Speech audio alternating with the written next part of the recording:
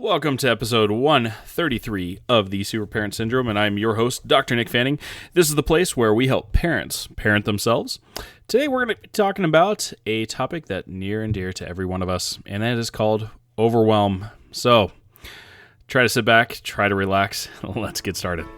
Parenting in the 21st century is ever evolving, and while you balance work, kids, and your sanity, it's easy to feel discouraged. Welcome to the Super Parent Syndrome with your host, Dr. Nick Fanning. If you're anything like me, if you just hear the word overwhelm, it honestly brings a sense of exactly that, overwhelm. It's kind of one of those crazy things. You're just like, oh my goodness, is this really even happening to me?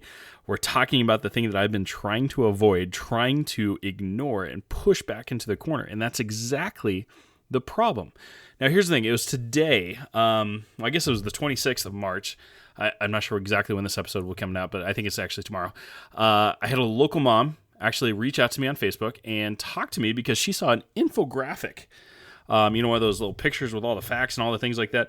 And it talked about the signs and symptoms of overwhelm, of mental and emotional exhaustion. And it's anything from panic attacks to being really emotional, to having outbursts, to being tired all the time and being unmotivated. And it came down to the fact of just saying, I was really actually very proud of her. She actually said like, hey, this is me. I see it. This is an issue and I need to do something about it. And I can tell you this, she is not the only one out there. I mean, this is rampant, folks, and especially in a busy world that we are in the constant pressures and distractions of look this way, look that way. Once you get done with one thing, you do it again, and we almost applaud how quote unquote busy we can really be, and just how much what is taking control of our lives. And so if we're not constantly busy, then we're labeled as slackers, or man, they're just so unmotivated or lazy. And it's so far from the truth, because here's the thing: we've lost our touch of intensity and intention for the sake of just constantly moving from one thing to another. Now, the problem with that is that, again, in this episode, we could literally go in any direction as far as being exhausted and being overwhelmed and being busy. But when it really comes down to is like every single direction we could take, it comes down to having a disconnection from yourself, or a disconnection from your sense of self. You're literally ignoring your needs. And sometimes those needs are stepping back and being quiet, or stepping back and recovering. But instead, what we do is we ignore the warning signs. We push them aside until we can't push them aside anymore, and we're forced to deal with them. This comes out into the typical panic attack, or mental nervous breakdown, or the fact that we're burnt out, and we either get burnt out to the point where we just want to burn it all down, or we've even stopped caring. We often see that people even can go bankrupt from this. If it's not a medical reason, sometimes the bankruptcy is just honestly just from a lack of just I feel like I'm drowning and I don't feel like I can actually do anything because it doesn't matter. But no matter what, once you disconnect yourself, you really start to cascade and start to lose it all. So here's the thing: if you start ignoring your stress or the exhaustion, and your body is trying to tell you to recover or rest, you're going to lose your health. If you're going to ignore the amount of stress on your life, or the lack of peace and quiet and getting in touch with that spiritual side, whether through God or through yourself, you're going to lose your spirit.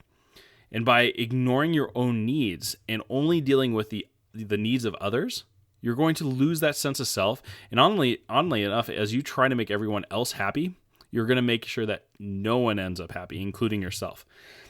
And the ironic thing is, by ignoring any of the above, your ability to produce is going to fail you. You're not going to be able to work. You're not going to be able to innovate. You're not going to be able to climb the ladder, because you will have nothing left in the tank to give. So here's the thing. Like I said, I literally applaud her for reaching out. I am so proud of her, because she sometimes the only way we can change is when we get to a point where we can't do anything else. And I was happy to get her hooked up with the right resources, including my wife, but also some get started rituals, because she was telling me that. I was like, hey, what does recovery look like for you? What's it look like? And she started listing all these things off that she had to start doing. And I didn't want her to get overwhelmed from that as well, because then you start having all these things I should be doing. all these things I got to do, and yes, to a point, yes, you need to make some major changes, but you don't want the changes to become, adding into the overwhelm, adding into the things you have to do. So folks, here's the thing. The steps are really can be this simple. You can either just grab a piece of paper and a pen, and you can just write out a few things. But basically, here's the thing: you have to decide when is enough, and how are you going to make yourself a priority?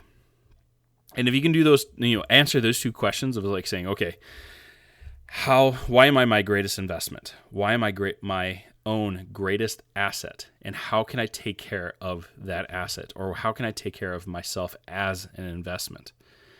And then you can start writing down ways you can do this. Now, for her, I suggested that we actually think, like, what is something small that you can do every single day that would help you, like, make you a better version of yourself in any way, shape, or form that takes less than half an hour, that you can literally test and see if you have any guilt about. Meaning, let's say that her activity is meditating for 5 minutes a day.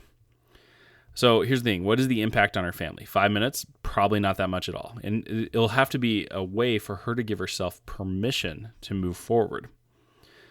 And by meditating 5 minutes a day, she might actually find out that she might be able to do that twice a day. Once around lunchtime, once the kids go to bed, just taking some time, creating some space, listening to God, or just listening to herself, and really getting in touch with that. And I can tell you this, meditation does reduce those stress hormones. It also increases your ability to deal with more stress in the future.